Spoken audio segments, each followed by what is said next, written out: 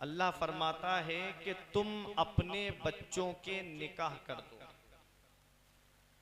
रब ने क्या फरमाया? तुम अपने बच्चों के निकाह कर दो, गुलाम हो या बांदी, लड़का हो या लड़की,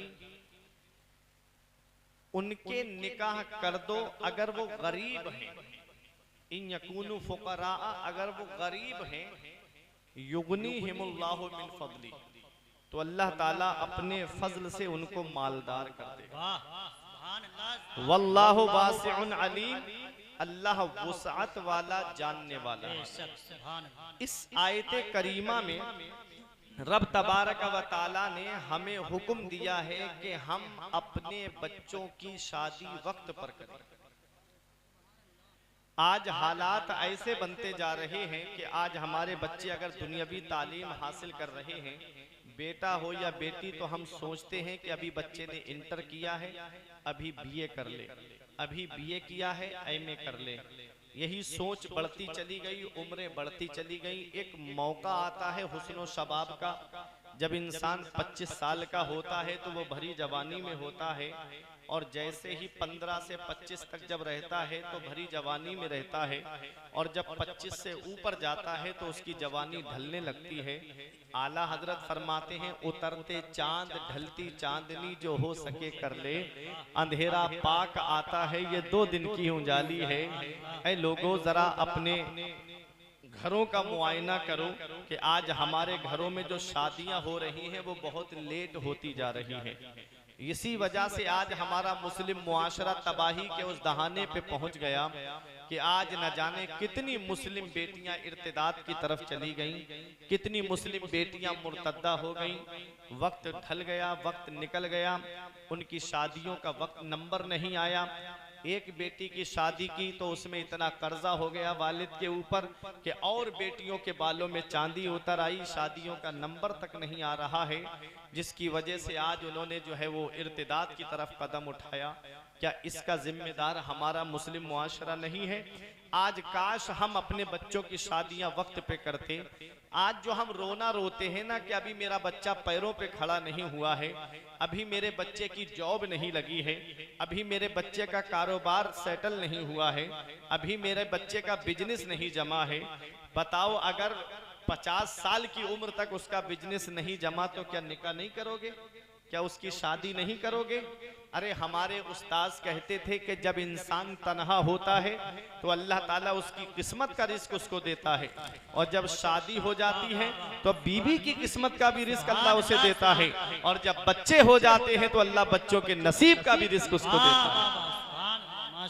तो अल्लाह है, दौलत अल्लाह देता है, पैसा अल्लाह देता है, सरमाया अल्लाह देता है, इज्जत अल्लाह देता है, सब कुछ अल्लाह के दस्ते कुदरत में है। आज सुनो, वो राज़िक है, गिज़ा कीड़ों को देता है, वो पत्थर में भटकता फिरता है इंसान के रोजी के चक्कर में, उड़ाने भर हवाओं में या लगा गोते समंदर में, मिलेगा बस वही जितना के लिखा है मुकद्दर में। कोई इंसान किसी इंसान को क्या देता है? आदमी सिर्फ वसीला है, खुदा देता है। तो खाना भी अल्लाह देता है, रोजी में बरकत भी अल्लाह देता है, रुपया पैसा भी अल्लाह देता है, सब कुछ अल्लाह देता है। तो हम उस रब के फरमान पे अमल क्यों ना करें जो रब ने मेरे फरमाया कि अपने बच्चों की शादी वक्त पे करो, चाहे लड़का हो या लड़की, गुलाम हो या बांदी, तुम उनके निकाह वक्त पे कर दो। अगर वो गरीब है तो अल्लाह अपने फजल से उनको मालदार कर देगा। निकाह करने से गरीबी दूर होती है, निकाह करने से गुर्बत दूर होती है। आपने देखा होगा कि जब इंसान का निकाह हो जाता है तो एक का खाना 2 के लिए काफी हो जाता है। अगर दोनों मियाँ बीवी बैठ करके खाएं तो एक खाना 2 के लिए काफी हो जाता है। कितनी बरकतें होती हैं। ऐसी बहुत सी मिसालें हमारे सामने हैं कि निकाह करने से गरीबी दूर हो गई, निकाह करने से घर की गुर्बत दूर हो गई। आओ मैं आपको बताता हुआ चलूं, निकाह है क्या। पैगंबर इस्लाम ने फरमाया अन निकाह मिन सुन्नती फमन रगेबा अन सुन्नती फलैसा मिन्नी। निकाह मेरी सुन्नत है और जिसने मेरी सुन्नत से रूगर्दानी की, जिसने मेरी सुन्नत से एराज किया, नबी फरमाते हैं वो मुझसे नहीं है, वो मेरे तरीके पे नहीं है। पैगंबर इस्लाम का फरमान है निकाह नबी की सुन्नत है। आओ जरा सुनते हुए चलो, मैं आपको बताऊं। अभी आपने मुझसे कब्ल तकरीर सुनी तो हजरत आदम अला नबीना अलैहिस्सलातु वस्सलाम का जिक्र आपने सुना था, लेकिन आओ मैं आपको मक्के की सरजमीन पे लेके चल रहा हूं। वो मक्के का दौर, उस दौर जिस दौर को जमाना जाहिलियत कहलाया जाता है। पैगंबर इस्लाम की आमद से पहले क्या हाल था मक्के का? बेटियों को जमीन में जिंदा गाड़ा जा रहा था, बेटा माँ को बाजार में बेच के आ रहा था, बहन को भाई अपने हाथों से जिबा कर रहा था ताकि मैं किसी का साला ना कहलाऊं, कोई मेरा बहनोई ना कहलाए। और अगर किसी औरत का शौहर मर जाता तो उस जवान औरत को चिता पे जिंदा जला दिया जाता। अल्लाह अकबर, वो दौर मक्के का अपनी निगाहों के सामने रखिए। पैगंबर इस्लाम की आमद होती है, बेटियां मुस्कुराने लगी। नबी की आमद हुई, गुलाम मुस्कुराने लगे। नबी की आमद हुई, मक्के की सरजमीन पे हर तरफ खुशी का दौर दौरा हो गया। यतीम मुस्कुरा के कह रहे थे, यतीमों के सर पे दस्ते शफकत रखने वाला पैगंबर आ गया। बेवाओं से पूछा तुम्हें क्या मिल गया, तो बेवाएं पुकार के कह रही थी कि जब से हमारा शौहर मरा हमारी जिंदगी में खुशियों की रमक नहीं थी, जब से आज आमिना की गोद में वो तशरीफ लाए हैं जो बेवाओं के सरों पे इज्जत की चादर रखेंगे। आज आमिना की गोद में वो तशरीफ लाए हैं जो बेवाओं को इज्जत अता फरमाएंगे। और तारीख उठा करके देख लो, पैगंबर इस्लाम ने बेटियों को सीने से लगाया।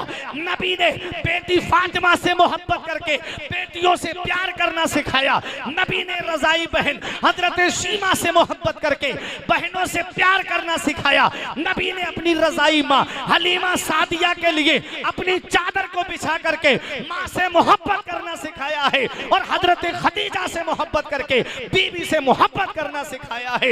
एक अरब ने आदमी का बोलबाला कर दिया, खाक के जर्रों को हम दोषे सुरैया कर दिया। खुद न थे जो राह पर औरों के हादी बन गए, क्या नजर थी जिसने मुर्दों को मसीहा कर दिया। नारे तकबीर, नारे रिसालत, मसलके आला हजरत, फैजाने आला हजरत, अज़मते मुस्तफा, सरकारे मदीना।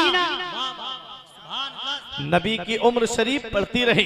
हलीमा सादिया लेकर के गई नबी को कितने साल दूध पिलाया है? हलीमा सादिया ने नबी को 2 साल दूध पिलाया और 2 साल के बाद लेकर के आई हजरत आमिना के पास में। और आते ही बोली, हजरत आमिना के सामने दामन फैला दिया। हजरत आमिना ने कहा, हलीमा तू ये समझ रही है कि मेरा बच्चा यतीम है, इसके वालिद का साया इसके सर पे नहीं है, इसलिए तू समझ रही है कि तुझे नजराना नहीं मिलेगा। तूने मेरे बेटे को दूध पिलाया है, मैं इसका नजराना तुझे दूंगी, मैं तुझे इसका नजराना जरूर दूंगी, लेकिन थोड़ा सब्र तो कर लेती। आज हलीमा 2 साल के बाद मेरा बेटा मुझे मिला है, थोड़ा मुझे प्यार तो कर लेने देती। हलीमा सादिया कहती है मुझे नजराना नहीं चाहिए। अरे बच्चों का हाल तो ये है कि जब बच्चे दूध पीते हैं और जब अय्याम रज़ाअत पूरे होते हैं तब उनके घर वाले नजराना देते हैं। अरे ये तो ऐसे बरकत वाले हैं, जैसे ही इनके कदम मेरे घर में पड़े हैं मुझे उसी दिन नजराना मिल गया था। अरे ये तो ऐसे बरकत वाले हैं कि मेरी ऊंटनी चल नहीं पा रही थी, जब मैं इनको गोद में लेकर के अपनी ऊंटनी पे बैठी तो मेरी कमजोर ऊंटनी में इतनी जान आ गई जो ऊंटनी चल नहीं पा रही थी, अब वो रुकने का नाम नहीं ले रही है। और औरतें बच्चों को लेकर के जो पहले जा चुकी थी उनको मक्के के बाजार में मेरी ऊंटनी ने पीछे छोड़ दिया। तो वो औरतें मुझसे कहती है, ओ हलीमा किस अमीर का बच्चा लेकर आई है, किस रईस का बच्चा लेकर आई है, अरे किस अमीर ने तुझे सवारी दी है, क्या तूने सवारी को बदल लिया है? हलीमा सादिया कहती है, मैंने कहा मैंने सवारी नहीं बदली है बल्कि बैठने वाला सवार बदल गया है। हलीमा सादिया कहती है, मैं जिस गली से गुजरती वो गली खुशबू से महक जाती, मैं जिस रास्ते से गुजरती वो रास्ते खुशबू से महक जाते। आला हजरत पुकार के कहते हैं, उनकी महक ने दिल के गुंजे खिला दिए हैं, उनकी महक ने दिल के गुंजे खिला दिए हैं, जिस राह चल गए हैं कूचे बसा। क्या बात है, नारे तकबीर, नारे रिसालत मसलके आला हजरत, नारे तकबीर, नारे रिसालत। वो है हलीमा सादिया, कहती है इन्होंने नजराना तो मुझे जाते ही दे दिया था। मेरे कबीले की औरतें मुझसे पूछती थी, हलीमा किस अमीर का बच्चा लेकर आई है, हमारे घर में थोड़ी देर चिराग नहीं जलता है, तेरे घर में पूरी रात चिराग जलता है। हलीमा सादिया कहती है मैंने कहा जब से मोहम्मद मेरे घर में आए मैंने चिराग जलाया ही नहीं। उनके चेहरे के नूर से मेरा पूरा कमरा रोशन रहता है। आला हजरत फरमाते हैं चमक तुझसे पाते हैं सब पाने वाले, मेरा दिल भी चमका दे चमकाने वाले।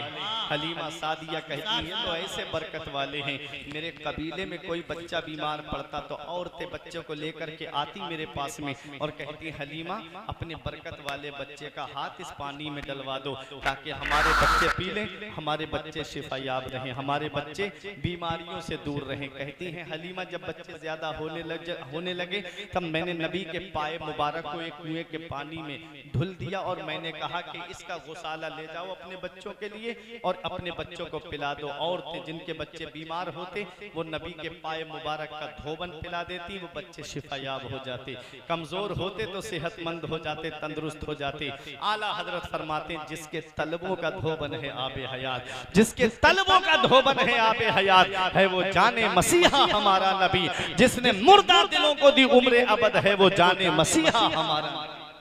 वो है मदीने वाले मुस्तफा। हलीमा सादिया कहती हैं कि इन्होंने नजराना तो मुझे जाते ही दे दिया था। हजरत आमिना कहती हैं फिर क्या चाहती हो? कहा हलीमा सादिया ने कि मुझे इनसे इतनी मोहब्बत हो गई है मैं एक लम्हा भी इनके बिना नहीं रह सकती। ऐसा करो आमिना कुछ दिन के लिए और इनको मेरे घर पर भेज दो। हजरत आमिना ने कहा 2 साल के बाद मेरा लाल मुझे मिला है और हलीमा तू फिर ले जाने की बात कर रही है। हलीमा सादिया दामन फैलाए खड़ी है। हजरत आमिना ने फरमाया हलीमा सुन, हमारे खानदान की ये रीत रही है कि कोई हमारे सामने दामन फैलाता है हम उसके दामन को खाली नहीं रखते हैं, उसके दामन को मुरादों से भर दिया करते हैं। ले जा मेरे लाल को जितने दिन चाहे उतने दिन अपने पास में रखना। हलीमा सादिया लेकर के आ गई। 2 साल और रखा नबी को अपने पास में, 4 साल रखा हलीमा सादिया ने अपने घर पर। जो शक्के सदर का मामला पेश आया था नबी के सीना मुबारक को चाक करके आपका दिल मुबारक निकाल करके और उसको अनवारों मारिफत से भर करके फिर आपके सीना मुबारक में सेट कर दिया गया था। हलीमा सादिया ने ये देख करके घबरा गई और फिर ला करके मक्के में हजरत आमिना के पास पहुंचा दिया। 4 साल की उम्र मेरे आका की है। जब 6 साल की उम्र हुई मेरे आका की, अब हजरत आमिना आपको लेकर के आपकी ननिहाल मदीना मुनव्वरा आती हैं। उस वक्त मदीने का नाम मदीना नहीं था बल्कि मदीने का नाम यस्रिब था। मदीना तो नबी के कदमों की बरकत से बना है, मदीना तो मेरे नबी के पाए मुबारक की बरकत से बना है। हजरत आमिना जब मकाम अबवा में पहुंची वापसी के मौके पे, तब आपकी तबीयत खराब हो गई। कोई आम खातून बीमार नहीं हुई है, कबीले कुरैश की एक मुअज्जज खातून बीमार हुई है। काफिला ठहर गया, काफिला रुक गया, तबीयत में कोई सुधार नहीं आया।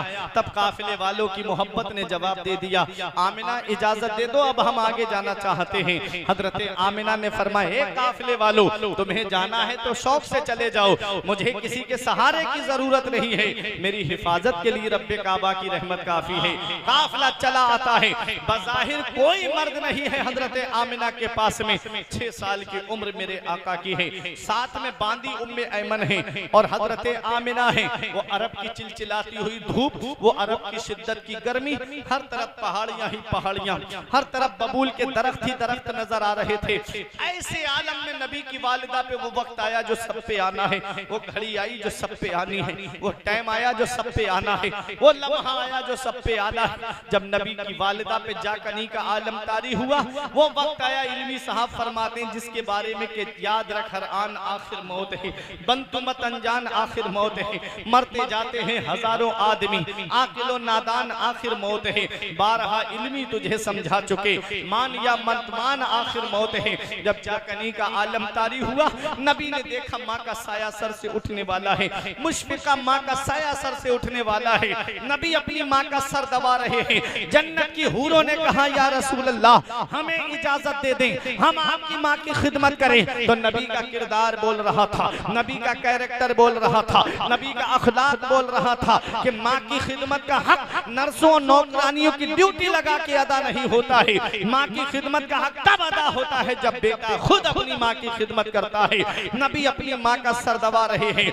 नबी की आंखों से आंसू निकले, हजरत आमिना के चेहरे पर गिरे। हजरत आमिना ने आंखें खोल के देखा कि नबी की आंखों में आंसू है। हजरत आमिना अपना हाथ नबी के चेहरे पे फेर के कहती हैं, मत रो मेरे लाल, आंसू मत बहा मेरे लाल, मत रो मेरे लाल। तू दुनिया में रोने के लिए नहीं आया है, बल्कि रोते हुए को हंसाने के लिए आया है। आंसू मत बहा मेरे लाल, तू दुनिया में आंसू बहाने के लिए नहीं आया है, बल्कि बहते हुए आंसुओं को पोंछने के लिए आया है। बच्चे माँ बाप की मौत पे इसलिए रोते हैं कि माँ बाप के बाद बेसहारा हो जाएंगे। मेरे लाल तू किसी के सहारे का मोहताज नहीं है, तेरा खुदा तेरा सहारा है और तू सारी खुदाई का सहारा है। आला हजरत फरमाते हैं, गमज़दों को रजा मुज्दा दीजे के हैं, गमज़दों को रजा मुज्दा दीजे के हैं, बेकसों का सहारा हमारा। हजरत आमिना की आंखों में आंसू थे। मुझे बताओ कालियापुरवा वालों, मुझे बताओ अगर किसी बच्चे के वालिद का इंतकाल हो जाए तो कितने लोग होते हैं जो बच्चे को सीने से लगा के सहारा देने की बात करते हैं। कभी चचा सीने से लगा के सहारा देने की बात करता है, कभी मामू सहारा देने की बात करते हैं, कभी ताऊ सहारा देने की बात करते हैं, कभी फूफा कभी खालू सहारा देने की बात करते हैं। कुर्बान जाओ मेरे नबी, वालिद का साया तो तभी सर से उठ गया था जब नबी माँ के शिकम में थे। 6 साल के हुए माँ का साया भी सर से उठ गया, 8 साल के हुए दादा भी दुनिया से चले गए। खुदाई हैरान है मेरे मौला, जिसे तूने सारे जहान के लिए रहमत बना के भेजा, उसके साथ ऐसा मामला। माँ के शिकम में बाप का साया सर से उठ गया, 6 साल के हुए माँ का साया सर से उठ गया, 8 साल के हुए दादा भी दुनिया से चले गए। तो रब की रहमतों ने जवाब दिया, हमारी रहमत के करिश्मात को तुम क्या जानो। अगर इनकी माँ जिंदा होती, इनके वालिद जिंदा होते, इनके दादा जिंदा होते, और जब ये मक्के में इस्लाम का परचम बुलंद करते तो वालिद कहते, बेटा मेरी शफकत के साए में तूने इस्लाम का परचम बुलंद किया। दादा कहते, बेटा मेरे दबदबे के साए में तूने इस्लाम का परचम बुलंद किया। माँ कहती, बेटा मेरी ममता के साए में तूने इस्लाम का परचम बुलंद किया। परवरदिगार ने वो साए पहले ही उठा लिए ताकि दुनिया देख ले, जिसे मैंने अपना महबूब बनाया है वो किसी का एहसान लेने नहीं आया है, बल्कि सारी कायनात पर एहसान करने के लिए तशरीफ लाया है। नारे तकबीर, नारे रिसालत, मसलके आला हजरत मुफ्ती फुरकान मंजरी साहब किबला। माँ का साया सर से उठने वाला है नबी की, वालिदा का। हजरत आमिना ने गोद में लिया बेटे को, प्यार किया मेरे आका को, और उम्मे ऐमन को देते हुए कहा, उम्मे ऐमन आज से मेरा मोहम्मद तेरे हवाले। मेरे लाल को हिफाजत के साथ सरदार मक्का हजरत अब्दुल मुत्तलिब के पास पहुंचा देना। हजरत आमिना कहती, मेरे आका से, बेटा मैं देख रही हूँ कि तेरा चर्चा मशरिक से लेके मगरिब तक, शिमाल से लेके जुनूब तक सारे जहान में तेरा चर्चा होगा।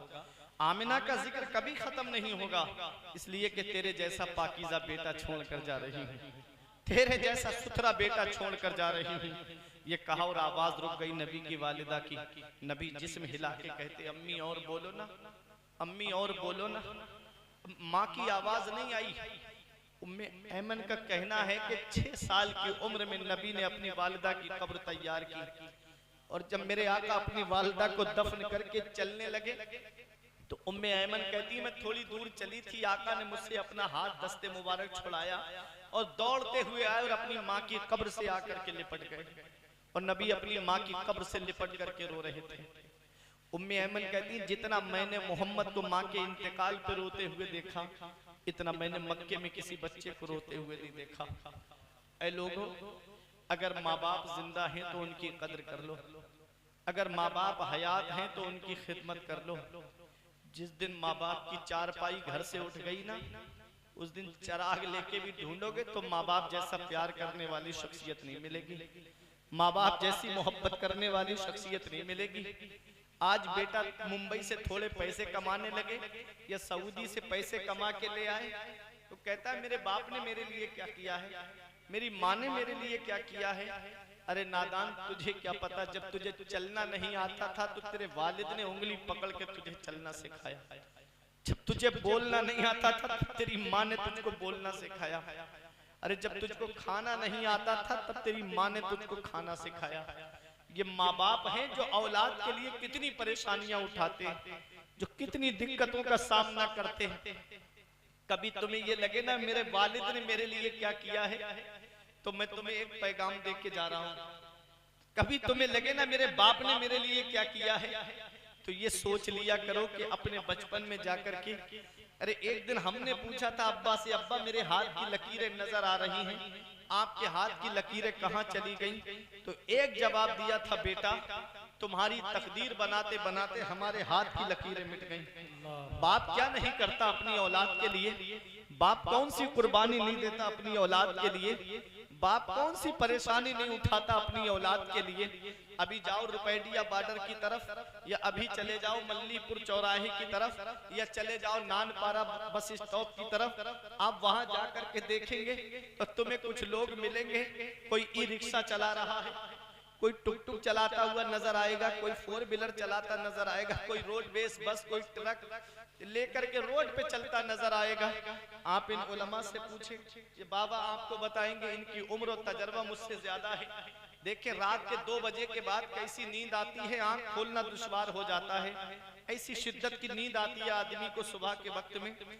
ऐसे आलम में कोई ट्रक चला रहा है, कोई बस चला रहा है, कोई 4 व्हीलर लेके खड़ा है, कोई सवारी के इंतजार में गलियों में घूम रहा है। ये एक बाप ही तो है जो सोचता है 4 पैसे जमा हो जाएंगे मेरी औलाद के काम आएंगे। ये एक बाप ही तो है जो सोचता है 4 पैसे जमा हो जाएंगे मेरी औलाद की पढ़ाई में काम आएंगे। अरे पूरे दिन शिद्दत की गर्मी में फलों का ठेला लगा के धूप में खड़ा होने वाला ये एक बाप ही तो है।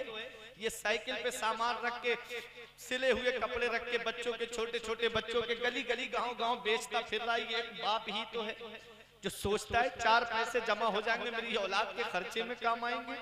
आज वही औलाद जवान हुई, माँ बाप का बिस्तर घर से बाहर।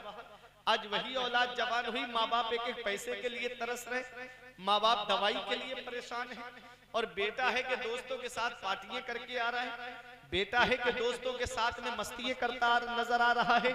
याद रखना, हम कौन सा मुंह लेके अपने आका की बारगाह में जाएंगे, हम कौन सा चेहरा लेके अपने आका की बारगाह में जाएंगे।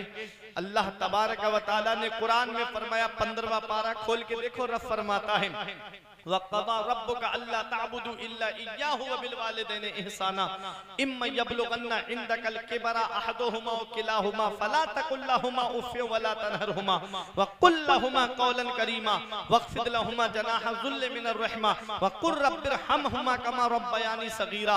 रब 15वें पारे में फरमाता है, हुक्म दिया तेरे रब ने कि अपने रब के सिवा किसी की बंदगी ना करो और अपने माँ बाप के साथ भलाई करो, अपने माँ बाप के साथ में हुस्न सुलूक करो। कब? इम्मा यबलुगन्ना इंदकल किबरा अहदुहुमा व किलाहुमा, जब वो दोनों बुढ़ापे को पहुंच जाएं या उनमें का कोई एक बुढ़ापे को पहुंच जाए तो अल्लाह कुरान में फरमाता है, फला तकुल लहुमा उफ, तो उन्हें उफ भी मत कहना, वला तनहरहुमा, उन्हें झिड़कना नहीं, उन्हें डांट डपट मत करना, उनको गाली गलौज मत करना।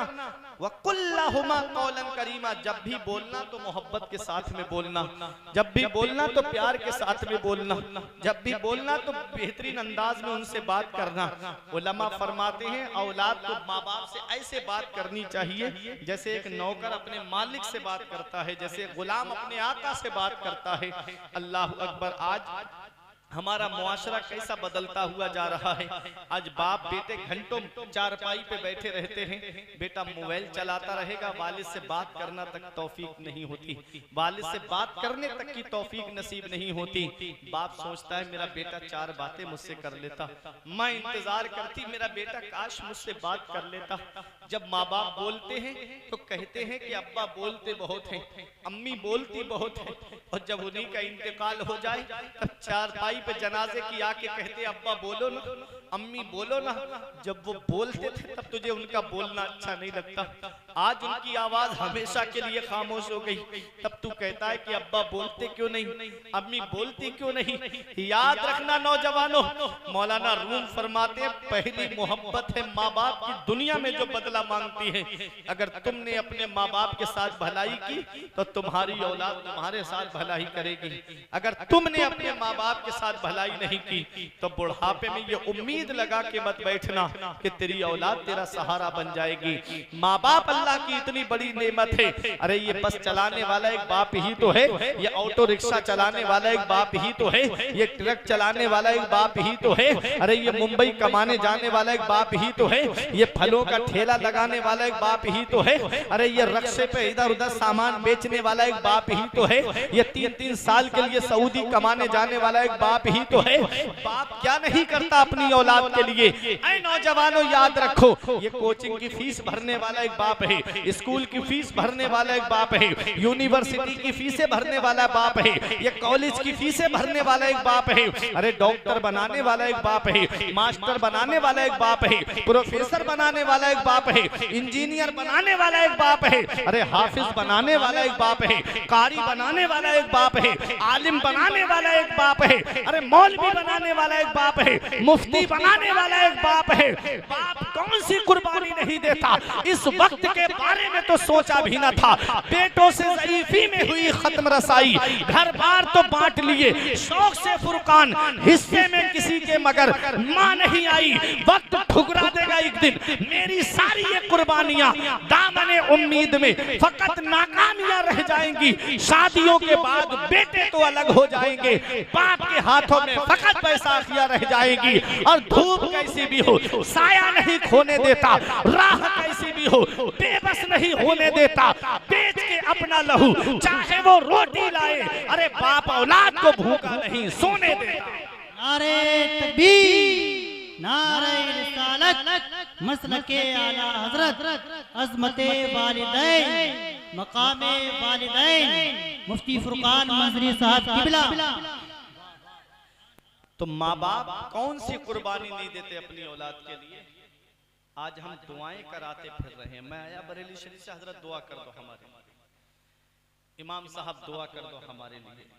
जो घर में माँ बाप बैठे हैं जिनकी दुआ बहुत जल्दी अल्लाह ताला कबूल फरमाता है, हम उनसे दुआ लेते नहीं हैं, हम दुआएं कराते फिर रहे हैं, लेते नहीं है दुआ लो। अगर कारोबार में बरकत नहीं होती तो माँ बाप से दुआएं लो, मकान में बरकत नहीं तो माँ बाप से दुआएं कराओ, अगर तुम्हारी दुकान में बरकत नहीं है तो माँ बाप से दुआएं लो।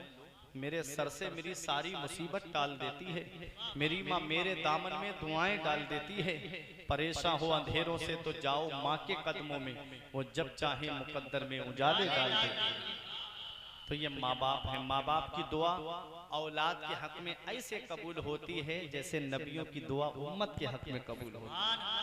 जैसे नबियों की दुआ रद्द नहीं होती है, ऐसे ही माँ बाप की दुआएं रद्द नहीं होती हैं। तो अपने माँ बाप की दुआएं लिया करो। माँ बाप कितनी बड़ी अल्लाह की नेमत है, बाप अल्लाह की कितनी बड़ी नेमत है। सुनो, बाप अल्लाह की कितनी बड़ी नेमत है, इसका पता हमें तब चलता है जब हम खुद बाप बनते हैं। जब खुद की औलाद होती है ना, तब पता चलता है कि बाप क्या होता है। आज हमारी औलाद को रात में बुखार आ जाए ना 12 बजे, नींद उड़ जाती हमारी आंखों की। अगर यहाँ के डॉक्टर से फायदा नहीं होता तो हम बाबागंज लेके जाएंगे, बाबागंज फायदा नहीं हुआ तो नानपारा भागेंगे, नानपारा फायदा नहीं हुआ बहराइच लेके जाएंगे, वहां फायदा नहीं तो लखनऊ लेके जाएंगे, वहां फायदा नहीं तो दिल्ली लेके जाएंगे। क्या कहते हैं डॉक्टर साहब, जमीन बिके तो बिक जाए, मकान बिके तो बिक जाए, प्रॉपर्टी चली जाए, लेकिन मेरी औलाद को कुछ नहीं होना चाहिए। आज हमारी औलाद बीमार पड़ गई, हम परेशान हो गए। कभी अपने बचपन पे गौर किया, जब हम बचपन में बीमार पड़े थे तो यही हमारा बूढ़ा बाप है जिसकी आज खांसी हमें अच्छी नहीं लगती, जिसका आज बोलना हमें अच्छा नहीं लगता, इसके पैरों में चप्पल नहीं होती, लेकिन डॉक्टर के पास लेके हमको गया। यही हमारा बूढ़ा बाप है जिसने बारिश में छाता अपनी औलाद के ऊपर कर दिया, खुद तो भीगता रहा मगर अपनी औलाद को भीगने नहीं दिया। ये माँ है जिसका आज बोलना हमें अच्छा नहीं लगता, इसने अपनी चादर सर्दी में अपनी औलाद को ओढ़ा दी, खुद तो सर्दी में ठिठरती रही, लेकिन बेटे को सर्दी नहीं लगने दी। आज वही बूढ़े हुए उनके बिस्तर हमने घर से बाहर कर दिया। आज वही माँ बाप बूढ़े हुए उनको हमने झोपड़ियों में रहने पे मजबूर कर दिया। एक बाप से पूछो, जब वो मकान बनाता है तो 3 कमरे, 3 बेटे हैं तो तीनों को अलग अलग कमरे बना के देता है। ये मेरे बड़े का है, ये मेरे मजले का है, ये मेरे छोटे का है। अपने लिए कोई रूम नहीं बनाता बाप। क्यों? क्योंकि वो जानता है ना कि मेरी औलाद मेरा सहारा बनेगी बुढ़ापे में। आज वही औलाद बुढ़ापे में बंटवारा कर देती है माँ बाप का कि बाप मेरे घर पे खाएगा, अम्मा तेरे घर पे खाएगी। इस दिन के लिए औलाद को जवान करते हैं माँ बाप।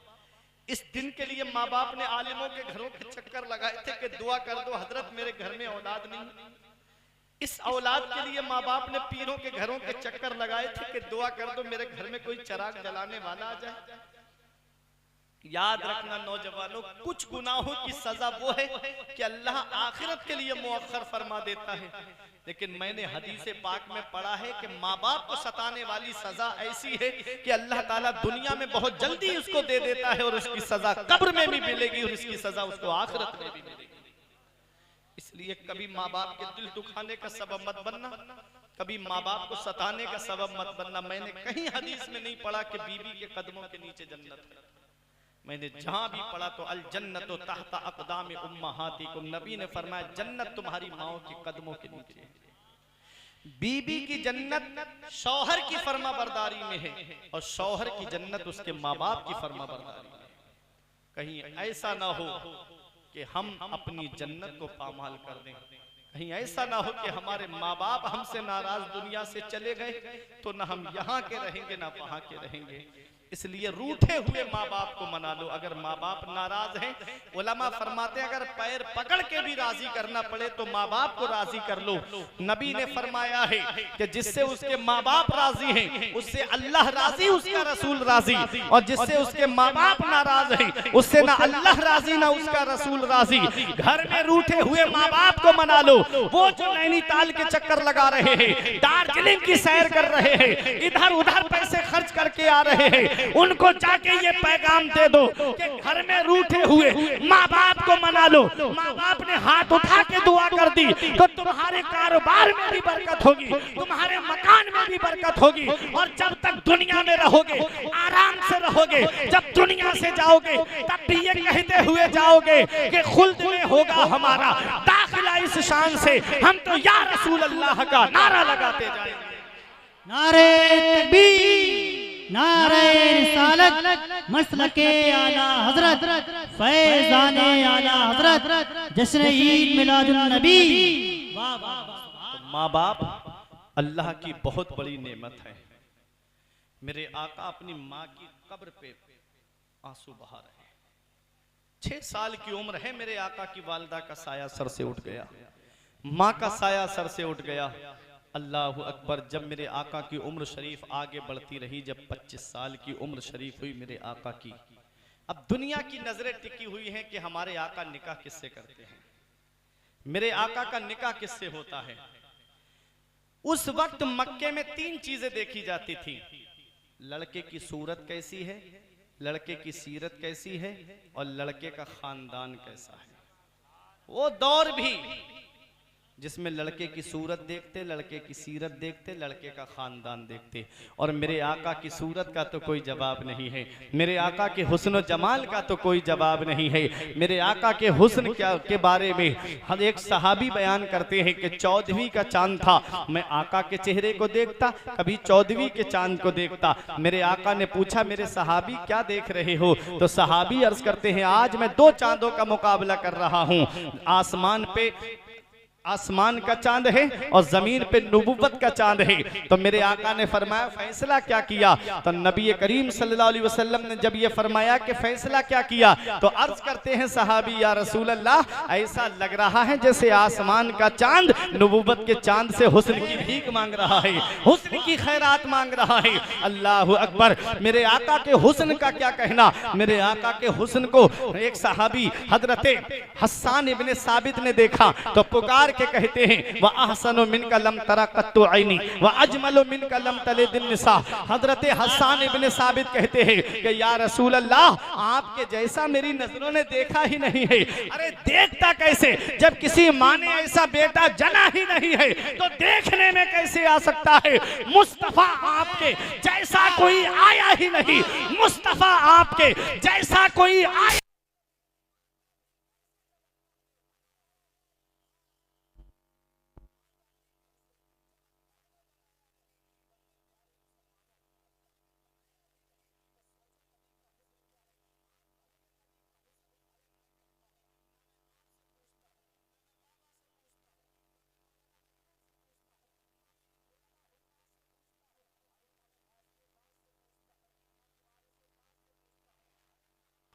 से पूछते हैं ना, हम गौसे आजम से पूछते हैं ना, हम गरीब नवाज से पूछते हैं, अरे ना हम जुनैद बगदादी से पूछते हैं, ना हम साबिर पाक से पूछते हैं, अरे ना हम किसी ताबई से पूछते हैं, ना हम किसी सहाबी से पूछते हैं। अरे चलो पूछते हैं सीधे सिदरा वालों से, हजरत जिब्राइल अलैहिस्सलाम से पूछते हैं। ऐ जिब्राइल अलैहिस्सलाम, आप बताओ क्या तुमने मुस्तफ़ा जाने रहमत के जैसा किसी को देखा है?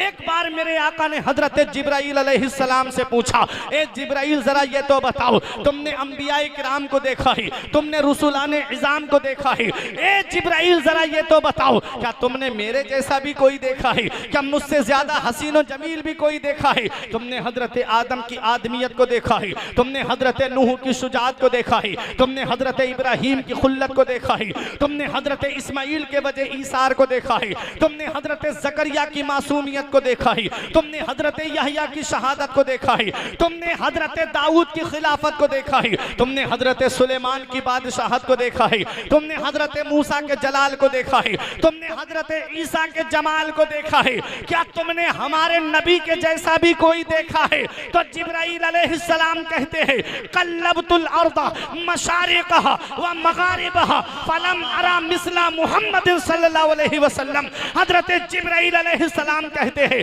मैंने मशरिक और मगरिब को उलट पलट करके देखा, मगर ऐ रहमत वाले आका, आपकी मिस्र ना मशरिक में है ना मगरिब में है। यही बोले सिदरा वाले चमने जहां के थाले, यही बोले सिदरा वाले चमने जहां के थाले, सभी मैंने छान डाले, तेरे पाए का ना पाया, तुझे यक ने यक बनाया, तुझे हमद है। नारे तकबीर, नारे रिसालत, मसलके आला हजरत, फैज़ाने आला हजरत, अज़मते मुस्तफ़ा, मकामे मुस्तफ़ा।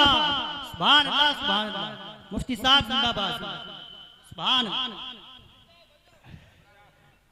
लम याती नज़ीरों का फी नज़रिन मिसले तू न शुद्ध पैदा जाना, जग राज को ताज तोरे सर सोहे हैं तुझको शहेदो सरा जाना।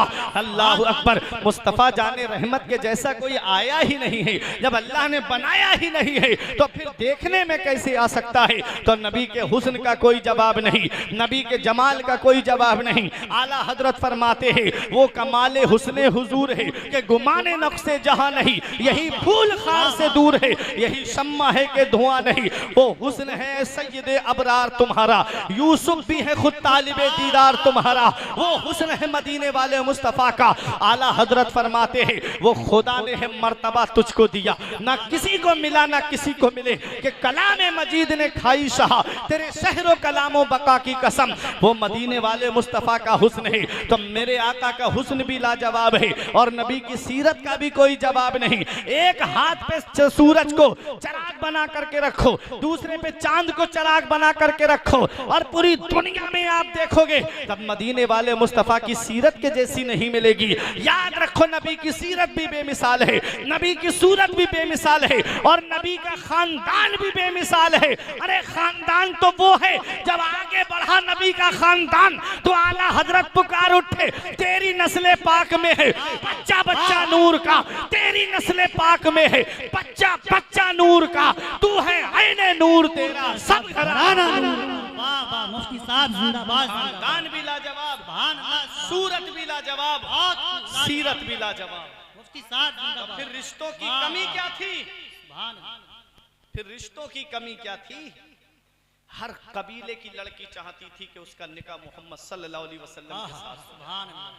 मुफ्ती साहब जिंदाबाद। दुनिया हैरत में है कि आका किससे निकाह फरमाते हैं, नबी का निकाह किससे होता है। जब मेरे आका हुजूर सल्लल्लाहु अलैहि वसल्लम का निकाह हुआ तो किसी 16 साल की कुंवारी लड़की से नहीं, 40 साल की बेवा हजरत खदीजतुल कुबरा से। सुभान अल्लाह, माशाअल्लाह। 40 साल की बेवा हजरत खदीजतुल कुबरा से। दुनिया कहती है या रसूल अल्लाह, आपके लिए कुंवारी लड़कियों के रिश्तों की कमी नहीं थी, आपने फिर एक बेवा से निकाह क्यों फरमाया। तो नबी का किरदार हमें पैगाम देता है कि बेवाओं को जिल्लत की निगाह से देखा जाता था। पैगंबर इस्लाम ने बेवाओं के सरों पे इज्जत की चादर रखी, सुभान अल्लाह, माशाअल्लाह। इज्जत की चादर रखी। साहब जिंदाबाद। अल्लाहु अकबर। दुनिया ने कहा या रसूल अल्लाह, आपके लिए कुंवारी लड़कियों के रिश्तों की कमी नहीं थी, फिर आपने बेवा से निकाह क्यों फरमाया। तो नबी का किरदार जवाब देता है, औरों के निकाह में और नबी के निकाह में बहुत बड़ा फर्क है। और निकाह करते हैं नफसानी ख्वाहिशात की लज्जत के लिए, और नबी ने निकाह फरमाया है बेवाओं की इज्जत के लिए। बहुत अच्छा। कहती थी बेवा इलाही भेद जलवा नूर का, दफन होती बच्चियां तकती थी रास्ता नूर का, नारियों का दौर था दिल जल रहा था नूर का, तुमको देखा हो गया ठंडा कलेजा नूर का, सुबह तैबा में हुई पड़ता है बाड़ा नूर का, सदका लेने नूर का आया है तारा नूर का। मुफ्ती साहब जिंदाबाद, जिंदाबाद। अब अगर कोई बेवा हुकूमत की कुर्सी पे बैठ करके अगर हुकूमत कर रही है तो वो ये ना समझे कि उसे ये कुर्सी उसे खानदान की वजह से मिली है या वोटरों की कसरत की वजह से मिली है। अरे उसे ये कुर्सी मिली है तो मदीने वाले मुस्तफा की रहमत की वजह से, मदीने वाले मुस्तफा की रहमत की वजह से। वो है मक्के का दौर जहां लड़के की सूरत देखी जाती, लड़के की सीरत देखी जाती, लड़के का खानदान देखा जाता। आज हम क्या देखते हैं, लड़के की बिल्डिंग कैसी है, लड़के का अकाउंट कितना है, प्लाट है या नहीं है, दौलत है या नहीं है, अकीदा चाहे कैसा भी। ये चल रही है बात, अकीदा चाहे कैसा भी हो, लेकिन दौलत होनी चाहिए, पैसा होना चाहिए, उसके पास में सरमाया होना चाहिए। एक साहब हमारे पास आए, बोले मौलाना साहब एक रिश्ता आया है और लड़का जो है, लड़के का मकान बहुत अच्छा है और बिजनेस भी बहुत अच्छा, उसका कारोबार है। हमने कहा अकीदा, अरे तुम लोगों को यही रहता है अकीदा। हमने कहा अकीदा देख लिया, बोले वो बातें सब छोड़ो, बस मेरी बेटी सुकून में रहेगी, मेरी बेटी खुश रहेगी। हमने कहा अकीदा देख लेना, कहीं वहां भी देवबंदी के साथ में मत कर देना। अगर वहां भी देवबंदी के साथ में निकाह कर दिया तो सारी दुनिया के मौलवी मिलकर के भी निकाह पढ़ाएंगे, तब भी वो निकाह नहीं हो सकता, नहीं होगा। ताज शरिया फरमाते नबी से जो हो बेगाना उसे दिल से जुदा कर दें, नबी से जो हो बेगाना उसे दिल से जुदा कर दें, पितर मादर बिरादर जानो माल उन पर फिदा कर दें। बस्ती बस्ती करिया बोले मोहब्बत से सुभान। अकीदा देखो, अकीदा अगरचे लड़का गरीब है, झोपड़ी में है और ईमान व अकीदा उसका दुरुस्त है, अल्लाह और रसूल का मानने वाला है, नबी से सच्ची मोहब्बत करने वाला है, ईमान उसका दुरुस्त है, अकीदा उसका दुरुस्त है। अगर गरीब है अपनी बेटी का निकाह कर दो, निकाह करना तुम्हारा काम है, मालदार करना परवरदिगार आलम का काम। नारे तकबीर देखना तुम्हारा काम है, ईमान देखना तुम्हारा काम है और उसको बरकतों से भर देना परवरदिगार आलम का। हमने देखा है ऐसे ऐसे दौर भी हमने देखे हैं और ऐसे लोगों को भी हमने रोते हुए देखा कि जिन्होंने सिर्फ कारोबार देखा, जिन्होंने सिर्फ मार्केट देखी, जिन्होंने सिर्फ उसका मकान देखा और ना उसको देखा कि नमाज पढ़ता है या नहीं पढ़ता है, रोजा रखता है या नहीं रखता है, ज़कात देता है या नहीं देता है, हज करता है या नहीं करता है, दौलत है, पैसा है उसके पास में, कर दिया अपनी बच्ची का निकाह। अब आए 2-3 महीने के बाद रोते हुए, बोले मौलाना साहब मैं तो बर्बाद हो गया। मैंने कहा क्या हुआ? कहते हैं अरे मौलाना साहब, आज मेरी बेटी बहुत परेशान रहती है, मेरी बेटी ने आज मुझे बताया है, आज मैं उसके आंसू देख के तड़प गया। मैंने कहा क्या हुआ? कहा मेरा दामाद मेरी बेटी को समझता नहीं है, वो अपनी बहू को मारता बहुत है, वो अपनी बीबी पे जुल्म बहुत करता है। मैंने कहा मैंने उस वक्त समझाया, तब तुम्हारी समझ में नहीं आया। कहते हैं उस वक्त मेरी अकल पे पत्थर पड़ गए थे। हमने कहा कि नमाज पढ़ना, रोजे रखना, हज और ज़कात ये अल्लाह तबारक व तआला के हुकूक है। अरे जिसकी नजरों में अल्लाह के हुकूक की अहमियत नहीं है, वो तुम्हारी बेटी की अहमियत क्या खाक जानेगा।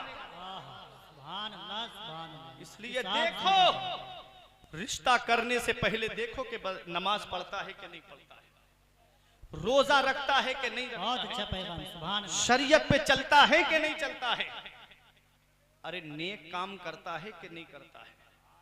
गरीब है कर दो, दौलत देने वाली जात अल्लाह की है, पैसा देने वाली जात अल्लाह की है। अल्लाह अकबर, रिश्ता हो गया। आजकल ऐसा लगता है जैसे बेटा क्या मिला, कुछ लोगों को मैंने ये भी देखा है, खैर ये तो एक मौलवी के बेटे की शादी है, लेकिन कुछ जगहों पे मैंने देखा है कि ऐसा माहौल बन गया है कि अल्लाह ने बेटा क्या दिया है, ऐसा लगता है जैसे कुदरती भीख मांगने का लाइसेंस मिल गया, कुदरती भीख मांगने का परमिट मिल गया कि बेटा है, इतनी आसानी से शादी नहीं करूंगा इसकी। मेरे पड़ोस में फला को स्प्लेंडर मिली है, मुझे अपाचे चाहिए, अपाचे मिली है, ले मेरे बेटे को बुलेट का नया मॉडल जो आया है वो चाहिए। जहेज की लंबी लंबी डिमांड है, पूरी लिस्ट बना करके रख ली है। अल्लाह अकबर, हालात देख रहे हैं ना आप। आज हमारे मुस्लिम मुआशरे में अगर किसी के यहाँ 3-4 बेटियां हैं, रात में नींद नहीं आती उस गरीब को, रातों में उठ करके रोता है, कहां से इतना जहेज इकट्ठा करूं, कहां से इतने पैसे लेकर आऊं, कहां से इतना सरमाया लेकर आऊं कि अपनी बेटियों के हाथ पीले कर सकूं। वो बेटियां अपने बाप का रोना देखती हैं, वो बेटियां अपनी माँ का रोना देखती हैं। बेचारा रक्षा चलाने वाला गरीब, टुक टुक चला करके अपने बच्चों का पेट भरने वाला गरीब कहां से इतना जहेज इकट्ठा करे कि अपनी बच्चियों के हाथ पीले कर सके। एक बेटी की शादी में इतना कर्ज हो जाता है उस गरीब के ऊपर कि और बेटियों के बालों में चांदी उतर आती है और बेटियों के बाल सफेद पड़ने लगते हैं। उनकी शादी का वक्त तक नहीं आ रहा है, उनकी शादी का नंबर तक नहीं आ रहा है। बेटियां जब बिस्तर पे आंसू बहाती होंगी तो क्या मेरे नबी को तकलीफ नहीं पहुंचती होगी? जब बेटियां बिस्तर पे आकर आती होंगी तो क्या मेरे नबी को तकलीफ नहीं पहुंचती होगी? अरे मेरा नबी तो वो है, जब जंगे बदर में 70 काफिर गिरफ्तार करके लाए गए, कोई जेल नहीं थी मुसलमानों की, मस्जिद नबवी के सहन में लिटा दिया गया, उनके बंद कस के बंधे हुए थे। नबी के सगे चचा हजरत अब्बास भी उनमें शामिल थे। नबी थोड़ी देर आराम के लिए लेटे, नबी के कानों में उनके कराहने की और रोने की आवाज आई तो नबी बाहर तशरीफ लाए। नबी ने सहाबा से फरमाया, मेरे सहाबा इनके बंद खोल दो, इनके कराहने से मुझे तकलीफ पहुंच रही है। वो मेरा नबी जो काफिरों का कराहना ना देखे, वो मेरा नबी जो काफिरों का रोना ना देखे। बताओ जब मुस्लिम बेटियां बिस्तरों पे जहेज की लंबी लंबी डिमांडों की वजह से रोती होंगी तो मेरे नबी को कितनी तकलीफ पहुंचती होगी, पैगंबर इस्लाम को कितनी तकलीफ पहुंचती होगी। आज हम अपने नबी के दिल को तकलीफ पहुंचा रहे हैं। याद रखना प्यारे मुसलमानों, मैंने बड़े से बड़े अमीर को फकीर होते हुए देखा है और मैंने गरीब से गरीब इंसान को अमीर होते हुए देखा है। उस रब की पकड़ से डरो, इन्ना बत्शा रब्बिका लशदीद, तेरे रब की पकड़ बहुत सख्त है। जब अल्लाह पकड़ता है तो फिर कोई छुड़ाने वाला नहीं मिलता, इसलिए उस रब की पकड़ से डरो। अरे शादी करो तो ऐसी करो सादगी के साथ जैसे अली का अक्द हुआ फातिमा के साथ। कोई इंसान किसी इंसान को क्या देता है? आदमी सिर्फ वसीला है, खुदा देता है। हमने बोले, एक साहब हमारे पास आए, बोले मौलाना साहब मैं शादी वहां से करूंगा जहां मुझे शादी में बाइक मिलेगी, 2 व्हीलर चाहिए मुझे, मोटरसाइकिल। हमने कहा परेशान क्यों होते हो, तुम्हें मांगी हुई गाड़ी पे बैठना है ना, ठीक है मेरे साथ जुमे में चलना। अल्लाह ने वो हुनर दिया है, 1 जुमा 2 जुमा 3 जुमे तकरीर करूंगा लगातार और मैं तेरे लिए इतना चंदा इकट्ठा करा दूंगा कि एक मोटरसाइकिल आ जाएगी। तू रुमाल बिछा के मस्जिद के दरवाजे पे बैठ जाना, मैं कह दूंगा कि इसको मांगी हुई गाड़ी पे बैठना है। आंखें चढ़ा के मुझसे बोला, मौलाना क्या तुमने मुझे भिखारी समझ रखा है? अरे हमने कहा जालिम, भिखारी सिर्फ उसे नहीं कहते जो दरवाजे दरवाजे कटोरा लेकर मांगे, भिखारी सिर्फ उसे नहीं कहते जो झोली फैला करके दुकान दुकान मांगता हुआ फिरे, भिखारी उसे नहीं कहते जो चौखट चौखट मांगता हुआ फिरे, अरे भिखारी उसे भी कहते हैं जो जहेज की लिस्ट बना करके ससुराल के दरवाजे पे मांगता हुआ फिरे। भिखारी वो भी होता है, भिखारी उसे भी कहते हैं। याद रखना, कोई इंसान किसी इंसान को क्या देता है? आदमी सिर्फ वसीला है, खुदा देता है। आदमी सिर्फ वसीला है, खुदा देता है। हर चीज अल्लाह देता है। उस रब की पकड़ से डरो। बेटा भी अल्लाह ने दिया है, नूरे नजर भी अल्लाह ने दिया है। जिस दिन उसने जिंदगी की डोर काट दी ना, उस दिन कोई तुम्हारे आंसू पोंछने वाला नसीब नहीं होगा। इसलिए उस रब की पकड़ से डरो, किसी के दिल दुखाने का सबब ना बनो, दिल जोड़ने का सबब बनो। मौलाना रूम फरमाते हैं, अज हजार हा काबा यक दिल बेहतरस्त, दिल बदस्ताबुर के हज अकबरस्त। किसी मुसलमान का दिल रख लेना, किसी मुसलमान का टूटा हुआ दिल जोड़ देना, ये हज अकबर है। अल्लाह ताला बड़े वाले हज का सवाब अता फरमाए। आज हम दिल तोड़ने का सबब बन रहे हैं, दिल जोड़ने का सबब नहीं बन रहे हैं। आज गरीब आदमी कभी मंगनी के नाम पे, कभी दिखनौर के नाम पे, कभी जहेज में कैश के नाम पर, कभी गाड़ी के नाम पर, और जब शादी हो जाए तो बच्चा पैदा हो जाए तो छोचक के नाम पर। हमारे तरफ तो एक जगह तो छोचक में बुलेट मांगी गई थी कि लड़के की पैदाइश हुई है, नानी से कहो कि बुलेट लेकर के आए। माज़अल्लाह, ये हाल गरीब आदमी बेचारा 3.25 लाख के करीब बुलेट आ रही, कहाँ से लेके आए? नहीं दे रहे हैं तो उसकी बच्ची को सताया जा रहा है, नहीं दे रहा है तो उसकी लाडली के ऊपर जुल्म किए जा रहे हैं, पूरा पूरा घर मारता है। माशा, अपनी बच्चियों को जब रुखसत करना ना, तो ये कहे के मत करना कि बेटी तेरा घर ये नहीं है, तू तो पराए घर की है, ये मत कहना अपनी बेटियों से। बल्कि जब रुखसत करो तो सीने से लगा के कहना, बेटी इसके दरवाजे हर वक्त तेरे लिए खुले हुए हैं, जब भी तुझे तेरे बाप की जरूरत पड़ेगी ना तो मैं तेरे लिए हर वक्त तेरी सपोर्ट में खड़ा हूं। ये कह के रुखसत करना अपनी बेटियों को। न कितनी बेटियां हैं जो आंसू बहा रही हैं, कितनी बेटियां हैं जो कुसुम पुरसी की जिंदगी गुजार रही हैं, कितनी बेटियों को सताया जा रहा है, कभी जहेज के नाम पे, कभी कैश के नाम पे। महीने में, साल में हर बार उनको परेशान करके भेजा जाता है, जा अपनी माँ से ये सामान लेके आ, जा अपने बाप से ये सामान लेकर आ। जहेज के नाम, अरे तुझे भीख ही मांगना थी तो चौराहे पे खड़ा हो जाता, कटोरा लेके खड़ा हो जाता, तुझे भीख मिल जाती। हमने कहा, हमने मांगने से मना नहीं किया है, मांग, लेकिन मांग कहां मांगना चाहिए? तो ये मुझसे नहीं, बरेली के इमाम से पूछो कि हम मांगना चाहते हैं, हम कहां मांगे? तो आला हजरत के गुंबद से आवाज आएगी, कौन देता है? देने को मुंह चाहिए। कौन देता है? देने को मुंह चाहिए। देने वाला है सच्चा हमारा।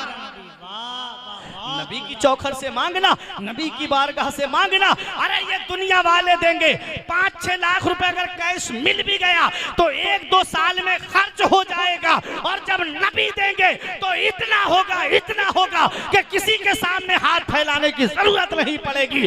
आला हजरत फरमाते हैं, वाह क्या जूदो करम है शहे बतहा तेरा, नहीं सुनता ही नहीं मांगने वाला तेरा। नारे तकबीर, नारे रिसालत, मसलके आला हजरत, फैजाने आला हजरत मुफ्ती फुरकान मंजरी साहब किबला। नबी की बारगाह से मांगो ना, और कहो कि मांगेंगे मांगी जाएंगे, मुंह मांगी पाएंगे। सरकार में ना लाहे ना हाजत अगर की है, ये कहो कि बा खुदा खुदा का यही है दर, नहीं और कोई मफर मकर, जो वहां से हो यही आके हो, जो यहाँ नहीं तो वहां नहीं। नबी की चौखट पे मांगो ना, रब की बारगाह में जाके मांगो ना। अरे जब अल्लाह देगा, उसका रसूल देगा तो घरों का गुजारा होगा, वरना किसी इंसान के देने से कुछ गुजारा नहीं होगा। कोई इंसान किसी इंसान को क्या देता है? आदमी सिर्फ वसीला है, खुदा देता है। आदमी सिर्फ वसीला है, खुदा देता है। ऐ मेरे प्यारे मुसलमानों, जब शादी चलती है, जब शादी हो जाती है ना, रिश्ता हो जाता है ना, और जब देखा तो नाचता हुआ जा रहा है लड़की का बाप। हमने कहा क्या बात? कहते अरे मौलाना तुम्हें क्या पता, नाम तो सुल्ताना डाकू का मशहूर है, लेकिन आज मैं इतना समेट के लाऊंगा कि वो जितना एक महीने में नहीं समेट पाता था उतना मैं आज एक दिन में लेके आऊंगा। लड़की वाले के यहाँ झाड़ू ना फेर दी तो मेरा नाम नहीं। क्या बात है। का बहुत अच्छी बात है, जा रहे 2-3 महीने के बाद रोते हुए आ गए, बोले मौलाना साहब मेरा बेटा गया। हमने कहा इन्ना लिल्लाहि, इतना ही पड़ा था। बोले अरे मरा नहीं है, मेरे हाथ से गया। अल्लाह। हमने कहा कहाँ गया? हमने कहा कहाँ गया? कहते हैं बहू ने अपना चूल्हा अलग कर लिया, वो ना माँ से बात कर रहा है ना बाप से बात कर रहा है। अब परेशान है, हम जाएं कहाँ? बेटा बात नहीं करता है। अब तो वो अपनी बीवी का कहना मान रहा है। किसी आमिल का पता बता दो, किसी पीर का पता बता दो कि कोई ताबीज दे दे, कोई नक्श दे दे, मेरा बेटा मेरे कब्जे में आ जाए, मेरा बेटा मेरे कब्जे में आ जाए, मेरा बेटा मेरा कहना मानने लगे, अपनी माँ का कहना मानने लगे। अरे बहू ने तो बहुत बड़ा गलत काम कर दिया। हमने कहा उसने क्या गलत काम कर दिया? कहा मौलाना तुम भी उसी की तरफ से बोलने लगे। हमने कहा क्या गलत काम कर दिया? कहा कि अरे मौलाना मेरे बेटे पे कब्जा कर लिया, तुम कहते हो कि क्या काम कर दिया? अरे मैंने कहा उसने गलत क्या किया है? अरे उसने गलत क्या किया? तो अब मुझे बताओ, एक बात से मैं आपसे पूछना चाहता हूँ, जब इंसान कोई चीज बेचता है तो जो उसकी कीमत चुकाता है माल उसका होता है कि नहीं होता है? जब इंसान, मिसाल के तौर पे ये मोबाइल मेरा है, मैं आपके हाथ बेच दूं इसको, तो आप इसकी अगर कीमत मुझे दे देंगे तो ये माल आपका हुआ कि नहीं हुआ? शादी में जहेज के नाम पर, कैश के नाम पे तुमने डिमांड रखी और लड़की के बाप ने वो तुम्हारी डिमांड को पूरा करके अपनी बेटी के लिए उसको खरीद के दिया है। बताओ उस पे खरीदने वाले का हक हुआ कि नहीं हुआ? इसलिए उस लड़की का इसमें क्या कसूर है? उसके लिए क्या कहते हो? काश तुमने अपने बेटे की शादी सुन्नत के मुताबिक की होती, नबी की शरीयत को सामने रख के की होती, तो तुम्हारी बहू तुमको सास ससुर नहीं अपने माँ बाप का दर्जा देती हुई नजर आती, और तुम्हारा बेटा कभी तुम्हारे हाथ से नहीं जाता बल्कि पूरी जिंदगी तुम्हारा गुलाम बन के तुम्हारी खिदमत करता हुआ नजर आता। किसी का दिल दुखा के रिश्ता नहीं करना, दिल जोड़ करके रिश्ता करना। 500-500 की बारात, 600 की बारात लेकर के लड़की वालों के यहाँ जाते, इतनी लंबी लंबी, और वो गरीब आदमी बेचारा कहां से पैसे इकट्ठे करके खाने का इंतजाम करता है। और ये बाराती खाना खाया, वो हाथ जोड़ रहा बेचारा कि खाने में कोई कमी हो तो माफ कर देना, खाने में कमी रह गई हो तो माफ कर देना। और ये बाराती खाना खा के एक तरफ लकड़ी से दांत कुरेद करके कहते हैं कोरमे में मजा नहीं आया, रोटी में मजा नहीं आया, नाश्ता अच्छा नहीं दिया था। हंसने की बात नहीं, रोने की बात है। आज जिस गरीब की बेटी के यहाँ जाकर के तुम उस गरीब की गुर्बत का मजाक उड़ा रहे हो ना, तुम्हारे आगे भी बेटियां या बहनें होंगी। कहीं ऐसा ना हो कि तुम्हारी गुर्बत का भी मजाक उड़ जाए, कहीं ऐसा ना हो कि तुम्हारी भी बेइज्जती बरसरे चौराहे हो जाए। इसलिए मेरे आका ने फरमाया जो किसी मोमिन के ऐबों को छुपाएगा अल्लाह ताला कयामत के दिन उसके ऐबों को छुपाएगा। जब किसी के यहाँ बेटी की शादी में जाओ तो घर से खा के जाया करो, क्योंकि वो गरीब कहाँ से जमा करके रखता है, कहाँ से लेकर के आता है। और खाने में कभी ऐब मत निकालना। मेरे आका का फरमान है खाने में ऐब मत निकालो, अच्छा लगे तो खा लो, अच्छा ना लगे तो मत खाओ। खाने में ऐब मत निकालो, कमी मत निकालो। ही हाल घरों का है। घरों के अंदर अगर खाने में कोई कमी है, खाने में अगर कोई कमी है तो खाने में ऐब मत निकालो। क्योंकि एक बेचारी औरत ऐसी शिद्दत की गर्मी में किचन में खड़े होके कैसे खाना बनाती है, कैसे खाना तैयार होता है, और ये साहब आए और उसमें खाने में ऐब निकाल के उसका दिल तोड़ देते। किसी के दिल तोड़ने का सबब मत बनो, दिल जोड़ने का सबब बनो। दिल तोड़ने का नहीं, दिल जोड़ने का सबब बनो। ये शादी है, शादी, ये शादी की महफिल है। नबी ने फरमाया निकाह मेरी सुन्नत है। हम नबी की सुन्नत अदा करने जा रहे हैं, और सुन्नत के मौके पर बैंड बजवाएं, शादी में डांस पार्टी नाचे। तो बताओ, शादी का कार्ड छपवाया तो उस पे लिखा है शादी मुबारक। तवज्जो दीजिएगा मेरी तरफ। शादी का कार्ड छपवाया तो लिखा है शादी मुबारक, बड़ा बड़ा लिखा है शादी मुबारक। मौलाना अय्यूब साहब बैठे हैं, ये सबकी तवज्जो। मुबारक के माना जानते हो? बारका युबारे को, बरकत से बना मुबारक, जिसके माना आते हैं ऐसी शादी जिसमें बरकत हो। ऐसी शादी जिसमें बरकतें नाजिल हों। जरा दिल पे हाथ रख के मुझे बताओ, जिस शादी में बैंड बजे क्या उस शादी में बरकत होगी? नहीं, जिस शादी में डांस पार्टी नाचे क्या उस शादी में बरकत होगी? कभी नहीं। ये मौलवी गुलाम हजरत अली साहब ने जो है अपने बेटे की शादी के मौके पे, निकाह के मौके पे अल्लाह और उसके रसूल के जिक्र की महफिल को सजाया है। ऐसी शादियों में बरकत होती है। हक हक, सुभान अल्लाह और उसके रसूल के जिक्र को सजाओ अपने बच्चों की शादी के मौके पे। साहब बहुत अच्छा पैगाम। अपने बच्चों की निकाह के मौके पे अल्लाह और उसके रसूल के जिक्र की महफिल को सजाओ। मैं पैगाम ये देना चाहता हूं कि जिस शादियों में बैंड बजे, डांस पार्टियां नाचें, उन शादियों में अल्लाह की बरकतें नाजिल नहीं होती हैं। जिन शादियों में हल्दी की रस्म के नाम पे बेपर्दगी का बाजार गर्म किया जाए, उन शादियों में बरकत नहीं होती है। जिन शादियों में हल्दी की रस्म के नाम पे, ये हल्दी की रस्म, मेहंदी की रस्म कहाँ से आई? ये हमारी शरीयत में तो है नहीं, कहीं हदीस में तो है नहीं, कहीं फ़िक़्ह की किताबों में तो है नहीं। ये कहाँ से आई? ये सीरियलों के ज़रिए आई, ये नाटकों के ज़रिए आई, ये फिल्मों के ज़रिए आई। लव स्टोरी वाली फिल्में देखी, अफेयर वाली फिल्में देखी, सीरियल देखे, उन सीरियलों में हल्दी की रस्म चल रही है, मेहंदी की रस्म चल रही है। इसको अपनाते हुए हमारी कौम के नौजवान नजर आते हैं, इसको अपनाते हुए मेरी कौम के मुस्लिम बच्चे नजर आते हैं। बताओ क्या वो तुमको कयामत में बख्शवा लेंगे जिनकी तुम नकल उतार रहे हो? अरे उस पैगंबर को देखो जो मेरा नबी रातों में रोता था इस उम्मत के लिए, रब्बे हबली उम्मती, ए अल्लाह मेरी गुनाहगार उम्मत को बख्श दे, ए अल्लाह मेरी गुनाहगार उम्मत को बख्श दे। जब नबी इस दुनिया में तशरीफ लाए तब भी हम गुनाहगारों को याद करते हुए आए। जब नबी मेराज को तशरीफ ले गए तब भी हमको नहीं भूले। और जब नबी इस दुनिया ज़ाहिरी से तशरीफ ले गए, जब कब्र अनवर में नबी को उतारा गया तो नबी के लबहाए मुबारक हिल रहे थे।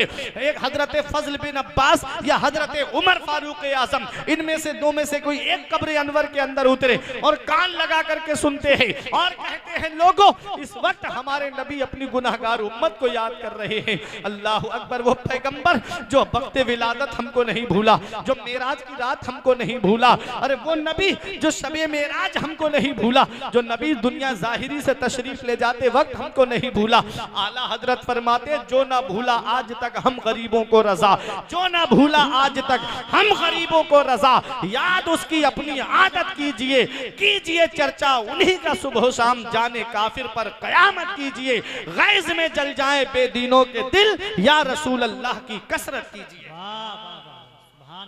मेरा नबी हर वक्त हम गुनाहगारों को याद कर रहा है और हम मुंबई के आवाराओं के तरीके पे चल रहे हैं, मुंबई के उन एक्टरों के तरीके पे चल रहे हैं। हमारी माँ बहनें सीरियल देख करके उनके तरीकों को अपना रही है, जो इनको जानती तक नहीं, जो इनको पहचानती तक नहीं। अल्लाह अकबर। हजरत फातिमा की सीरत को अपनाओ, हजरत ज़ैनब की सीरत को अपनाओ, हजरत सकीना के किरदार को अपनाओ, इनके शरीर इनके तरीके को अपनाओगी तो कयामत के दिन हजरत फातिमा की शफाअत नसीब होगी, हजरत ज़ैनब की शफाअत नसीब होगी। और मेरे भाइयों याद रखो, हम दुनिया में चंद दिन के लिए आए हैं, हमेशा रहने के लिए नहीं आए हैं। बड़े बड़े दौलत वाले दुनिया से चले गए, बड़े बड़े पैसे वाले दुनिया से चले गए, बड़े बड़े सरमाए वाले दुनिया से चले गए। अभी 3 साल पहले कोरोना काल में तुमने नहीं देखा कैसे कैसे दौलत वाले पड़े रहे हॉस्पिटल में, उनके घर वाले लेने तक नहीं गए। तुमने देखा नहीं कितनों को इलेक्ट्रिक करंट लगा करके वही जला के राख कर दिया गया। गंगा नदी के किनारे कितने लोग बेगोरो कफन के पड़े हुए थे, उनके परिजन उन्हें देखने तक नहीं गए, उनके घर वाले उन्हें देखने तक नहीं गए। अरे किस्मत वाला है वो बाप जो औलाद के कांधे पे कब्रिस्तान चला जाए, किस्मत वाला है वो भाई जो अपने भाइयों के कांधे पे कब्रिस्तान चला जाए, किस्मत वाला है वो मुसलमान जो अपने मुसलमान भाई उसकी नमाज जनाजा पढ़ करके उसे कब्रिस्तान में रुखसत करके आए। अरे बड़े बड़े दौलत वाले चले गए, बड़े बड़े पैसे वाले चले गए, जो पहली लहर में बच गए वो दूसरी लहर में निकल गए। और ऐसी आई थी दूसरी लहर कि बड़े बड़े दौलत वाले लाखों रुपये हथेली पे रख करके ऑक्सीजन तलाश करते हुए फिर रहे थे, उनको ऑक्सीजन नसीब नहीं हुआ। और अगर किसी को मिल भी गया तो हॉस्पिटल में बेड नसीब नहीं हुआ। कोई तांगे में ऑक्सीजन चलवा रहा है, कोई घर की चारपाई पे ऑक्सीजन चलवा रहा है, कोई रक्शे के अंदर ऑक्सीजन चलवा रहा है। बड़े बड़े डॉक्टर घुटनों के बल गिर गए, बड़े बड़े वैज्ञानिक घुटनों के बल गिर गए। दुनिया को पर मेरे रब ने एक पैगाम दे दिया, बंदा हो बंदा बन के रहना, तुम्हारे चाहने से कुछ नहीं होता है, वही होता है जो मंजूर खुदा हो। नारे तकबीर, नारे रिसालत मसलके आला हजरत फैजाने आला हजरत जश्ने गौसुल वरा जश्ने ईद मिलादुन नबी मुफ्ती फरकान मंजरी साहिब किबला। वही होता है जो मंजूर खुदा होता है। उस रब की पकड़ से डरो। जब अल्लाह पकड़ता है तो फिर कोई छुड़ाने वाला नहीं मिलता। अल्लाह की पकड़ से डरो। कभी दौलत पे घमंड आने लगे, कभी पैसों पे तकब्बुर आने लगे, कभी बिल्डिंगों पे फख्र होने लगे, तो एक चक्कर कब्रिस्तान का लगा लिया करो। वहां तुमसे ज्यादा दौलत वाले लेटे हैं, वहां तुमसे ज्यादा पैसे वाले लेटे हैं, वहां तुमसे ज्यादा सरमाए वाले लेटे हैं। वो जिनकी नाक पे कभी मक्खी नहीं बैठती थी, आज मिट्टी ने गला सड़ा करके एक तरफ कर दिया। उनको घमंड किस बात पे, तकब्बुर किस बात पे? मरने के बाद दुनिया से जाना है। अभी तुमको ये लगे कि अल्लाह के मेरे ऊपर एहसान क्या है, तो एक चक्कर हॉस्पिटल का लगाया करो। वहां तुम्हें कुछ लोग ऐसे मिलेंगे कि किसी की किडनियों की धुलाई चल रही है, किसी के हार्ट का इलाज चल रहा है, किसी के कानों का इलाज चल रहा है, किसी की आंख का इलाज चल रहा है, किसी के शुगर का इलाज चल रहा है, किसी के बीपी का इलाज चल रहा है, किसी के हार्ट का इलाज चल रहा है। अल्लाह ने तुम्हें जिस्म सलामत दिया, अल्लाह ने तुमको सेहत से नवाजा, अल्लाह ने तुमको औलाद से नवाजा, अल्लाह ने तुमको दौलत से नवाजा। फिर भी आज मस्जिदें हमारी सुनी हैं, फिर भी आज हमारी मस्जिद के दरो दीवार हमें पुकार के कह रहे हैं। और रमजान शरीफ में मुझे आबाद करने वालों, 11 महीने भी मुझे ऐसे ही आबाद रखना। लेकिन हम मस्जिद की तरफ मुड़ के नहीं देखते। सबसे पहला सवाल कयामत के दिन तुमसे ना तो औलाद के बारे में होगा, ना बीवी बच्चों के बारे में होगा, ना तुमसे दौलत के बारे में होगा, ना कारोबार के बारे में होगा, ना बिजनेस के बारे में होगा। सबसे पहला सवाल कयामत में होगा तो तुमसे नमाज के बारे में होगा। अब उसी में अगर फेल हो गए और जीरो निकल आए तो आला हजरत का वो शेर याद रखो, उनको रहम आए तो आए वरना वो कड़ी मार है क्या होना है। छुप के लोगों से किए जिसके गुनाह वो खबरदार है क्या होना है। कल तो दीदार का दिन है और यहाँ आंख बेकार है क्या होना है। हाय बिगड़ी तो कहाँ आकर नाओ ऐन मझधार है क्या होना है।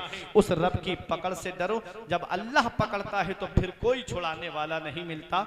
अल्लाह की इबादत करके दुनिया से जाओ, नमाजें पढ़ के दुनिया से जाओ, सजदों में पेशानी में सजदों की तलब पैदा करके दुनिया से जाओ। और जब लड़का जवान हो जाए या लड़की जवान हो जाए तो उनका निकाह वक्त पे कर दो, उनकी शादी वक्त पे कर दो। बच्चे का जब निकाह करना तुम्हारा काम है। अगर वो गरीब है तो परवरदिगार आलम ने मालदार करने का वादा किया है, मालदार करना परवरदिगार आलम का काम है। तुम अपनी जिम्मेदारी निभाओ, उनका निकाह करो, उनकी शादी कर दो वक्त पर। परवरदिगार आलम ने वादा फरमाया है कि अगर वो गरीब हैं तो अल्लाह ताला अपने फजल से उनको मालदार कर देगा। अल्लाह ताला वुसअत वाला है, जानने वाला है। ये चंद बातें थी, ये मैंने आपके सामने पेश कर दी। मैं दुआ करता हूँ परवरदिगार आलम की बारगाह में कि मेरे कुछ अर्ज करने में सबकत लिसानी की वजह से या बतकाज़ा बशरियत कोई गलती हुई हो तो मौला मुझे माफ़ फरमाए। अस्तगफिरुल्लाह रब्बी मिन कुल्ले ज़ंबि व अतूबु इलैह। कलमा तय्यब पढ़े मेरे साथ मिलकर के ला इलाहा इल्लल्लाहु मुहम्मदुर रसूलुल्लाह सल्लल्लाहु अलैहि वसल्लम। ये ज़िंदगी सवारिए दिलशाद कीजिए, लम्हात ज़िंदगी के ना बर्बाद कीजिए।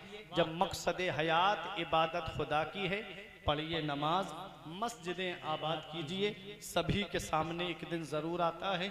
ये हुस्न फ़ानी है लेकिन गुरूर आता है। किसी क्रीम से पाउडर से कुछ नहीं होता, नमाज पढ़ने से चेहरे पे नूर आता है। किसी क्रीम से पाउडर से कुछ नहीं होता, नमाज पढ़ने से चेहरे पे नूर आता है। हक नुमाई से कभी दूर नहीं हो सकता, गैर के सामने मजबूर नहीं हो सकता। जो लगाता है चेहरे पे वुजू का पानी, उसका चेहरा कभी बेनूर नहीं हो सकता, उसका चेहरा कभी बेनूर नहीं हो सकता। और एक पैगाम मेरा कि तेरे होठों पे जमाने की बुराई कैसी, एक कतरे की समंदर से लड़ाई कैसी। अपनी बिगड़ी हुई औलाद पे रोने वाले, कुछ जरा सोच खिलाई थी कमाई कैसी। रही कली तो फूल खिलेंगे, जिंदगी बाकी रही तो फिर मिलेंगे। अस्सलामु अलैकुम व रहमतुल्लाह। बहुत लाजवाब पैगाम।